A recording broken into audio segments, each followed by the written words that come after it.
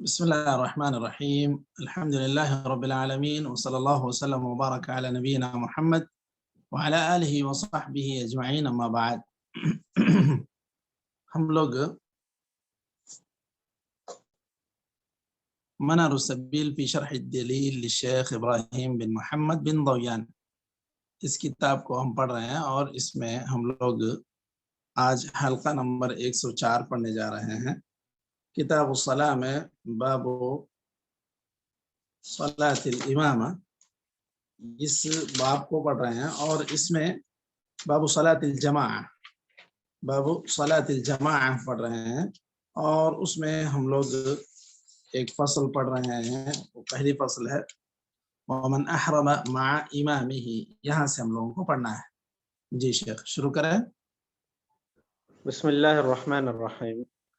फस्लुन वमन अहरम मअ इमामिही औ क़ब्ल इत्मामिही लितकबीरतिल इहराम लम तनअक़िद सलातुहु अय अल-मअमूम लिअन्न शर्तुहु अन यअतिय बिहा बअद इमामिही वक़द फ़ातहु वलिअन्नहु अतिम्म बिमन लम तनअक़िद सलातुहु वल औला लिल-मअमूम अन युशरिअ फ़ी अफ़आलिस सलाति बअद इमामिही लिहदीस इन्नमा जुइलल इमामु लियुअतम्म बिह फ़इज़ा कब्बर फ़कब्बिरू वइज़ा रकअ फ़रकअू वइज़ा क़ाल समिअ अल्लाहु लिमन हमिदह फ़क़ूलू रब्बना वलकल हम्द वइज़ा सजद फ़स्जुदू मुत्तफ़क़ुन अलैह. वल्फ़ाउ लित्तअक़ीब वक़ाल फ़ी हदीस अबी मूसा फ़इन्नल इमाम यरकअु क़ब्लकुम वयरफ़अु क़ब्लकुम रवाहु मुस्लिम. फ़इन वाफ़क़हु फ़ीहा औ फ़िस्सलाम करिह लिमुख़ालफ़तिस सुन्नह वलम तुफ़सिद सलात कुरिह लिमुख़ालफ़तिस सुन्नह वलम तुफ़सिद सलातुहु लिअन्नहु इज्तमअ मअहु वलम तफ़सुद सलातुहु लिअन्नहु इज्तमअ मअ फ़िर रुक्नि क़ालहु फ़िल काफ़ी. वइन सबक़हु حرم لقوله صلى الله عليه وسلم لا تسبقوني بالركوع ولا بالسجود ولا بالقيام والنهي يقتضي التحريم. وعن أبي هريرة مرفوعا أما يخشى الذي يرفع رأسه قبل الإمام أن يحول الله رأسه رأس حمار متفق عليه. فمن ركع أو سجد أو رفع قبل إمامه عمدا لزمه أن يرجع ليأتي به مع إمامه ليكون مؤتما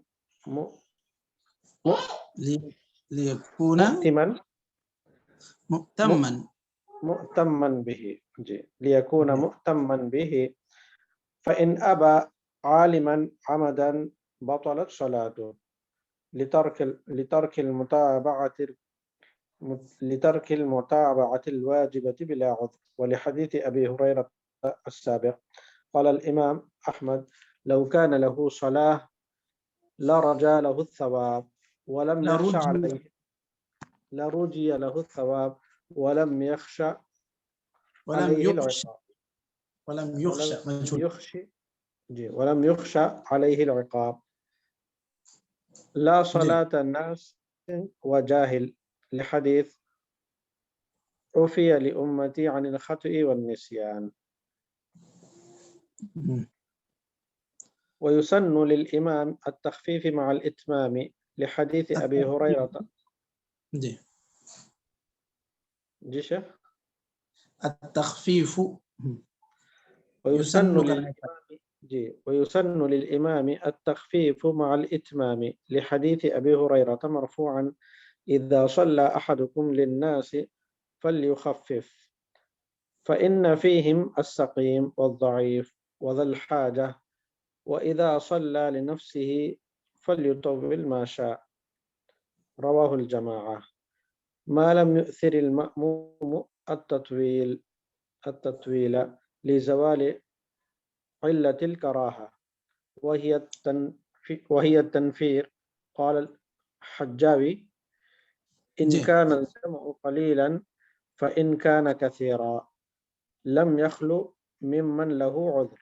وقال الشيخ تقي الدين تلزمه مراعاة المأموم تلزموه تلزمه تلزموه مراعاة المأموم، وأنه ليس له أن يزيد عن القدر المشروع، وأنه ينبغي أن يفعل غالبا ما كان النبي صلى الله عليه وسلم يفعله غالبا، ويزيد وينقص للمصلحة كما كان النبي صلى الله عليه وسلم يزيد وينقص أحيانا.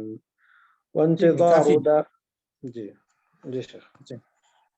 چلیے بسم اللہ الرحمن الرحیم الحمد للہ رب العالمین وصلی اللہ وسلم وبارک علی نبینا محمد وعلی آلہ وصحبہ اجمعین اما بعد. ہم لوگ منار السبیل فی شرح دلیل الشیخ ابراہیم بن محمد بن ضویان، اس کتاب میں ہم لوگ کتاب الصلاۃ و کتاب الصلاۃ میں باب صلاۃ الجماعہ پڑھ رہے ہیں، اور اس میں ایک فصل ہے فصل ومن احرم مع امامہ، یہاں سے ہم لوگوں کو پڑھنا ہے.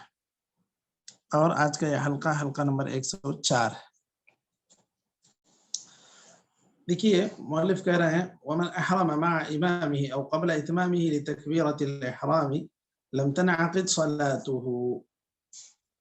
امام کے ساتھ ساتھ اگر کوئی تکبیر تحریمہ باندھتا ہے تو یہ کہہ رہے ہیں کہ اس کی نماز نہیں ہوگی، یا ابھی وہ اللہ بولنے جا رہا ہے یا اللہ اکبر کہہ کے باندھ لیا تو گویا کہ اس نے سبقت کر دی تکبیر تحریمہ میں امام سے.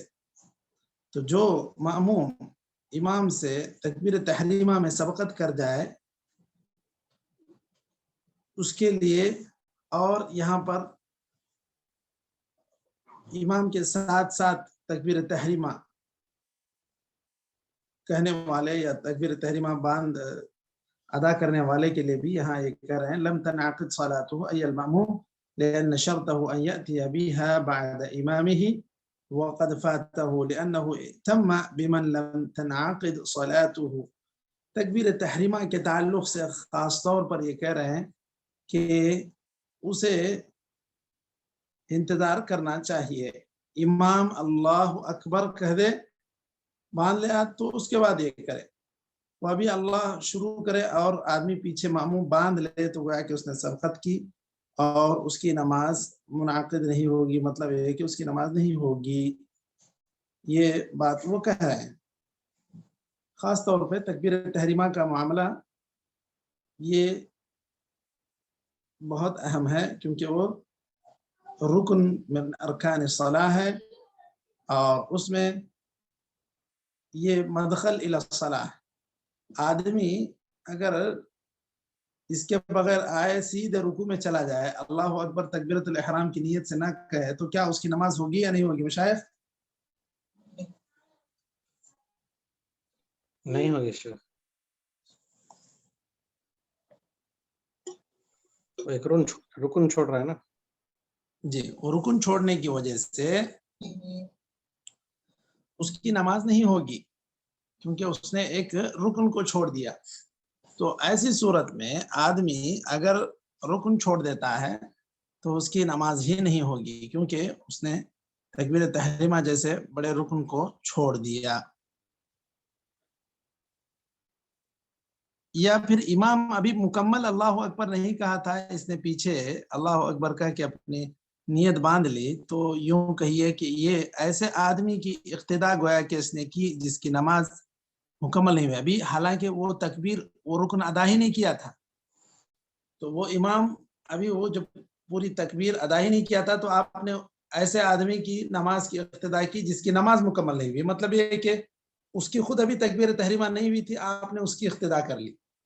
سمجھ میں آ رہی ہے مشائخ بات؟ جی شیخ. چلیے اس کے بعد یہ کہہ رہے ہیں والاولا، اولا نہ پڑھے اولا پڑھے.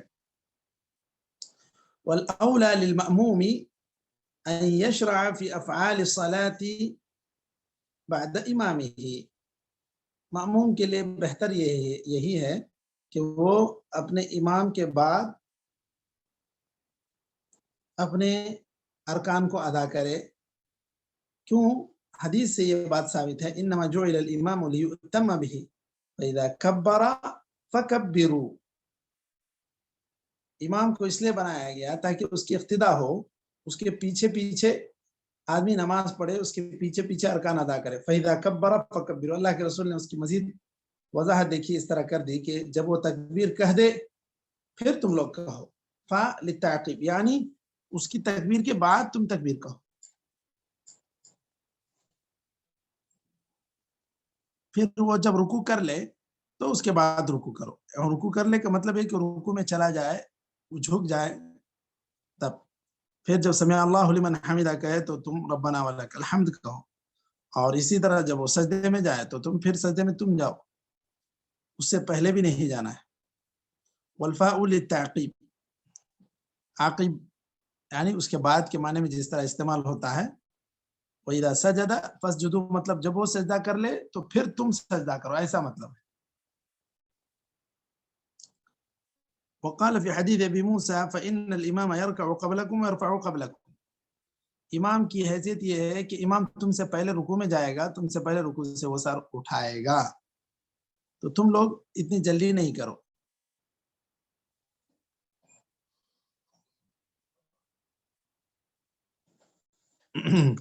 اس کے بعد فَإِنْ وَافَقَهُ فِيهَا أَوْ فِي السَّلَامِ كُرِهَ.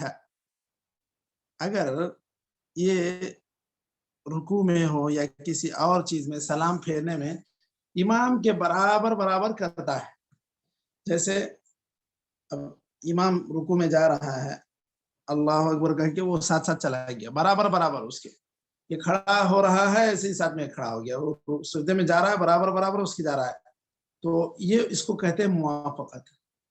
تین چیزیں ہیں دیکھیے، ایک ہے متابعہ یعنی امام کے پیچھے پیچھے، امام سجدے میں چلا جائے تو آپ سجدے میں جائیں. دوسرا موافقہ، یہ کہ آپ برابر برابر اس کے ساتھ رکن ادا کرتے رہیں.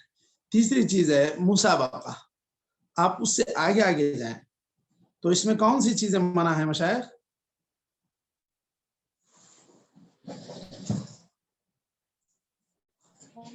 ہر چیز میں مخالفت ہرگز نہیں ہونی چاہیے. جی، مسابقہ جو ہے یعنی اس سے آگے بڑھ جانا، یہ حرام.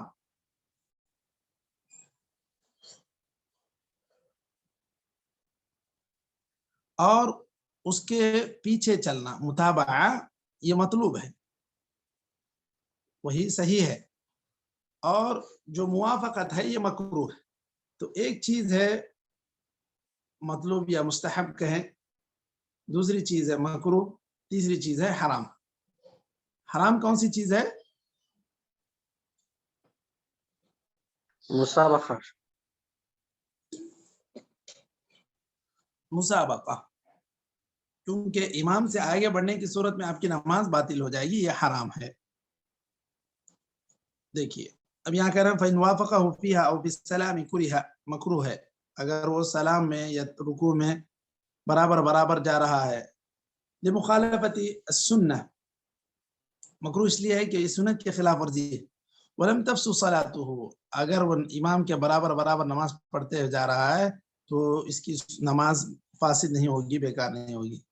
لأنه اجتمع معه في الركن، کیوں بیکار نہیں ہوگی؟ اس لیے کہ اس نے ارکان کو برابر برابر ادا کیا ہے. اور جو آدمی پورے ارکان کی ساتھ نماز ادا کرتا ہے گویا کہ اس کی نماز قابل قبول ہے، اس کی نماز فاسد نہیں ہے. اچھا، وَإِن سَبَقَهُ حَرُمَ لِقَوْلِهِ صلی اللہ علیہ وسلم، اگر اس کے آگے آگے امام سے آگے آگے بڑھتا ہے تو یہ کام اس کا حرام ہے. کیوں؟ اس لیے کہ آپ صلی اللہ علیہ وسلم نے کہا لا تسبقونی بالرکوع ولا بالسجود ولا بالقیام، تم لوگ قیام میں، رکوع، سجود میں، کسی میں بھی تم میرے سے آگے آگے نہ جاؤ.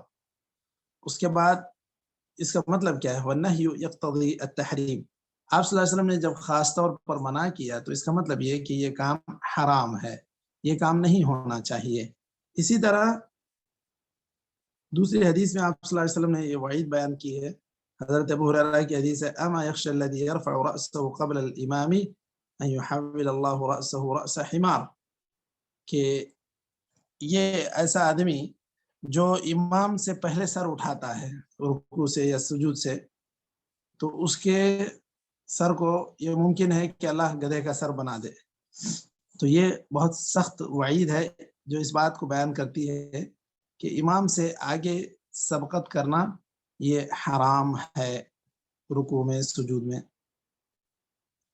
اچھا، یہ تو حرام کام ہے، لیکن اگر کوئی کر دیا تو پھر اس کا کیا ہوگا، اس کی تفریق کر رہے ہیں۔ دیکھیے، اگر عمدن کرتا ہے تو اس کو واپس آنا چاہیے اور امام کی اقتدا کرنا چاہیے۔ اس کے اگر وہ آتا نہیں ہے واپس، ایسے ہی کبھی سجدے میں آگے آگے جا رہا ہے، کبھی رکوع میں آگے آگے جا رہا ہے، کبھی سجدے سے اٹھتے ہوئے آگے آگے اٹھ رہا ہے، تو ایسی صورت میں اس کی نماز باطل ہے۔ دیکھیے، فمن رکع او سجد او رفع قبل امامه عمدا لزمه ان يرجع لياتي به مع امامه، اگر کوئی ایسا کر دیا، رکوع سجود پہلے کر دیا یا سر پہلے اٹھا دیا امام سے، تو واپس سے اس کو جانا چاہیے کہ امام کے پیچھے پیچھے آ سکے۔ جیسے سر سجدے سے اٹھایا، ابھی امام اٹھایا نہیں تھا، اب پھر واپس اس کو سجدے میں جانا چاہیے تاکہ وہ امام کے برابر پیچھے پیچھے آئے۔ اچھا، کیوں؟ فَإِنْ أَبَى عَالِمًا عَمْدًا بَطَلَتْ صَلَاتُهُ، جانتے بوجھتے اگر وہ اس سے آگے آگے جا رہا ہے، سبقت کر رہا ہے، تو پھر اس کی نماز باطل ہے، کیونکہ اس نے متابعہ نہیں کیا ہے، بغیر عذر کے وہ متابعے کو چھوڑ دیا۔ مثلا اگر ایک آدمی بہرا ہے، وہ متابعہ اس کا انقطاع ہو جاتا ہے، کبھی سنائی دیا تو رکوع سے اٹھا، کبھی سنائی نہیں دیا، رکوع سے نہیں اٹھا، بہت دیر تک رکوع میں ہے، وہ اٹھ کے کھڑا ہو گیا، پھر وہ جب سجدے میں جانے لگا یہ رکوع سے اٹھ کے کھڑا ہوا، تو ایسا شخص کیا ہے مشائخ؟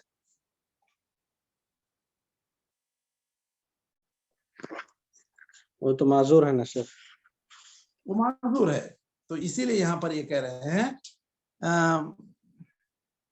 لِتَرْكِ الْمُتَابَعَةِ الْوَاجِبَةِ بِلَا عُذْرٍ، تو ایسا آدمی کیونکہ بغیر کسی عذر کے وہ متابعہ کو ترک کر رہا ہے، اس لیے اس کی نماز باطل ہے۔ رہی بات جو آدمی بہرا ہے یا بہرے کے ساتھ نابینا ہے، اس کو کچھ دکھائی نہیں دیتا، کچھ سنائی نہیں دیتا، تو ایسی صورت میں یہ معذور لوگ ہیں۔ ولحديث أبي هريرة السابق قال الإمام أحمد لو كان له صلاة لرجي له الثواب ولم يخشع عليه، بطلت صلاته جو بات کہہ رہے ہیں کیونکہ نماز اس کی باطل ہو گئی، وہ اس لیے کہہ رہے ہیں کیونکہ امام احمد کہتے ہیں کہ اگر اس کی نماز ہوئی ہوتی تو پھر اس کی ثواب کی امید کی جاتی، اور اس کے لیے جو وعید کہی گئی ہے یہ نہیں کہی جاتی۔ جب وعید کہی گئی اتنی سخت تو اس کا مطلب یہ کہ اس کی نماز نہیں ہوئی۔ لا صلاة ناس وجاہل، یہ کہاں سے عطف ہے مشائخ؟ لا صلاة ناس وجاہل کہاں سے عطف ہے؟ یہ جملہ کہاں سے جڑ رہا ہے پیچھے؟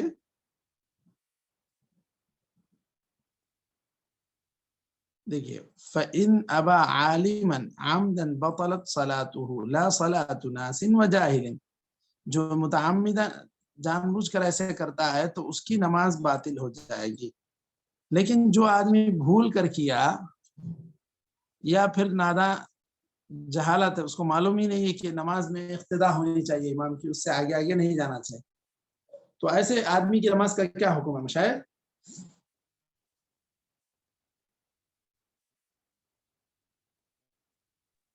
اگر عمدن کرتا ہے پھر نماز باطل ہے نا شیخ۔ اچھا، اگر بھول کر کیا یا جاہل ہے وہ تو کوئی مسئلہ نہیں ہے، جاہل ہے تو کوئی مسئلہ نہیں ہے، پھر اس کو جو ہے نا بتانا پڑے گا۔ حضور والوں میں شمار ہوگا سر. بالکل بالکل. دیکھیے مثال کے طور پہ اب مثلا آپ امام ہیں، ہر جگہ نماز پڑھاتے ہیں، آپ کو عادت ہے کہ آپ اللہ اکبر کہہ کے آپ اٹھتے ہیں. کبھی ایسا ہوا آپ کہیں اور جا کے نماز پڑھ رہے ہیں، آپ اس خیال میں ہیں کہ میں خود ہی امام ہوں، آپ کہیں پیچھے صف میں کھڑے ہیں، اٹھ گئے، سر اٹھا دیے، تو کیا ہے یہ؟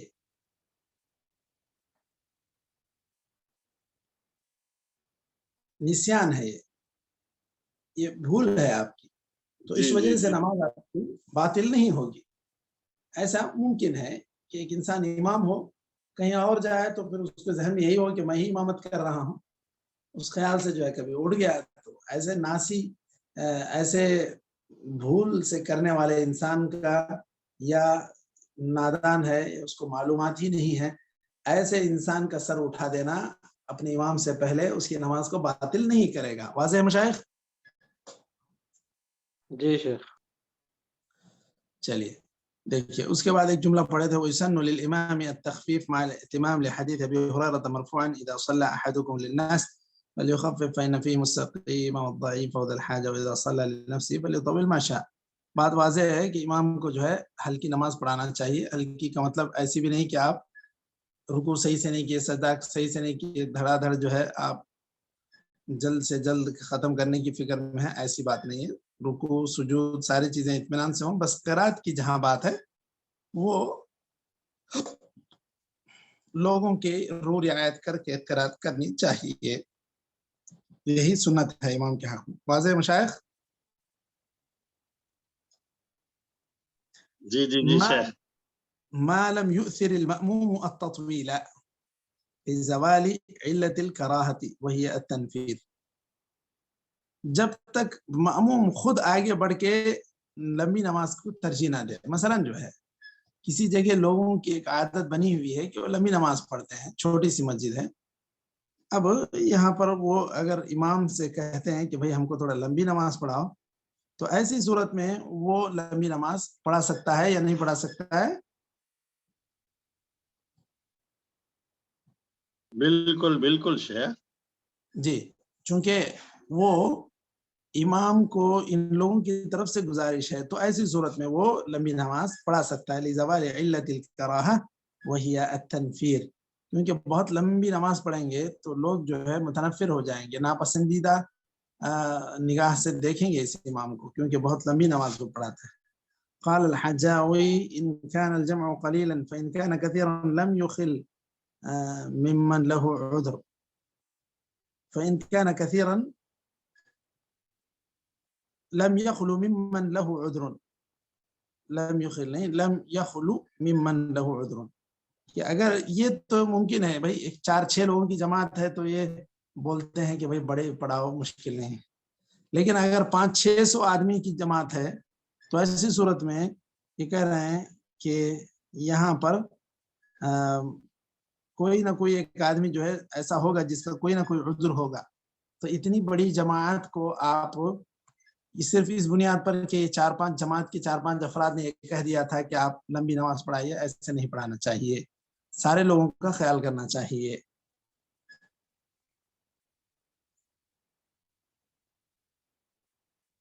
وقال الشيخ تقي الدين تلزمه مراعاة المأموم وإنه ليس له أن يزيد عن القدر المشروع وإنه ينبغي أن يفعل غالبا ما كان النبي صلى الله عليه وسلم يفعله. تو عموماً امام کو مأمومین کے حالات کا خیال کرنا چاہیے، اور جتنی شریعت میں اجازت دی گئی ہے اس سے زیادہ نہیں پڑھنا چاہیے، اور زیادہ سے زیادہ ایسا ہی وہ اس نماز کو ادا کرے جیسا اکثر نبی کریم صلی اللہ علیہ وسلم کا معمول تھا. پھر آپ صلی اللہ علیہ وسلم اپنے معمول سے ہٹ کر کبھی کچھ زیادہ کر دیتے، کبھی کم بھی کر دیتے. کم کی مثال کیسے ہے مشائخ؟ نماز چھوٹی کر دیتے. کیا مثال ہے؟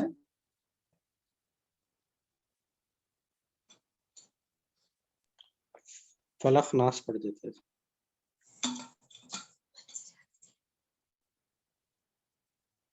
چھوٹے بچے جو ہے نبی صلی اللہ علیہ وسلم کے پیچھے نماز پڑھتے تھے تو آپ صلی اللہ علیہ وسلم نماز کو مختصر کر لیتے تھے. کیونکہ اس کی ماں کو تکلیف ہوگی، یہ حدیث میں واضح ہے۔ آپ صلی اللہ علیہ وسلم کبھی مختصر کر لیتے تھے، کبھی زیادہ بھی کرتے تھے، کیونکہ نبی کریم صلی اللہ علیہ وسلم سے یہ بات بھی ثابت ہے کہ آپ صلی اللہ علیہ وسلم ظہر کی پہلی رکعت پڑھاتے، ایک مصلی یا ایک نماز میں شامل ہونے والے صاحب قضاء حاجت کے لیے بقی جاتے، گھر واپس ہو کے وضو کرتے، پھر آ کے مسجد میں پہلی رکعت پا لیتے تھے۔ یہ بات ظہر کی نماز کے تعلق سے وارد ہے، صحیح حدیث میں ثابت ہے کہ اس طرح بھی ہوتا تھا۔ تو مطلب یہ کہ نبی کریم صلی اللہ علیہ وسلم نے کبھی اتنی لمبی نماز بھی پڑھائی ہے۔ تو اس طرح لمبی بھی ہو سکتی ہے، کبھی ظروف کے اعتبار سے، کبھی متوسط بھی ہو سکتی ہے، کبھی مختصر۔ بلکہ آپ صلی اللہ علیہ وسلم کا عمومی جو معمول ہے اکثر وہ مختصر ہی تھا، یا ایسی نماز جو لوگوں کو برداشت ہو سکے، یہی آپ صلی اللہ علیہ وسلم کا معمول تھا۔ رہی بات کبھی کبھار جو نماز آپ صلی اللہ علیہ وسلم نے مختصر کر دی یا لمبی کر دی، تو یہ اکثر آپ کا معمول نہیں ہے، اس چیز کا خیال کرنا چاہیے۔ تو مصلحت کی خاطر کبھی آگے بھی، یعنی مطلب زیادہ کر لے، مطلب لمبی نماز ہو جائے، اور کبھی مصلحت کی خاطر مختصر نماز ہو جائے، تو یہ نماز کو مختصر ہی کرنا چاہیے، جیسا کہ امام کے حق میں یہی بات سنت ہے کہ التخفیف ویسن للامام التخفیف مع الاتمام، معتمین کے لیے تخفیف کا خیال رکھنا چاہیے۔ یہ بات اس مسئلے میں ذکر کی گئی ہے، اور نبی کریم صلی اللہ علیہ وسلم کا جو اکثر کا معمول تھا ویسے ہی عمل کرنا چاہیے۔ کبھی کبھار کمی بیشی ہو سکتی ہے مصلحت کے پیش نظر، جیسا کہ بچے روتے، آپ صلی اللہ علیہ وسلم کہتے ہیں مجھے ارادہ ہوتا کہ میں لمبی نماز پڑھوں، لیکن جب میں بچے کے رونے کی آواز سنتا تو میں اس کی ماں کو فتنے میں نہ ڈال دوں، اس لیے میں مختصر کر دیتا ہوں۔ تو یہ وجہ تھی مختصر کرنے کی۔ تو یہاں تک ہم لوگ آج رک جاتے ہیں۔ نکتفی بہذا القدر وصلی اللہ وسلم علی نبینا محمد وعلی آلہ وصحبہ اجمعین۔ السلام علیکم ورحمۃ اللہ وبرکاتہ۔